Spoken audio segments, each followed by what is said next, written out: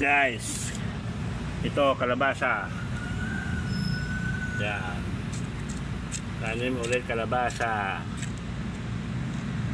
Yan. Bukas mamumunga na ito. Yan, kalabasa. Yan.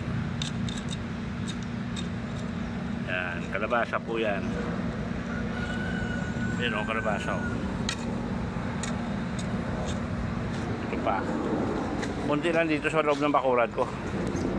Mga 4-5 puno lang. Yan, may mga talbos, dami talbos.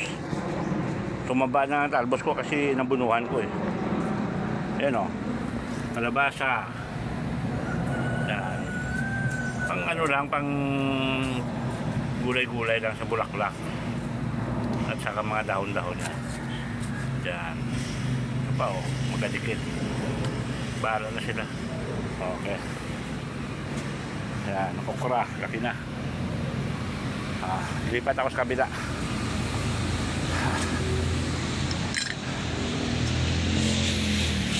Okay guys, 10-4.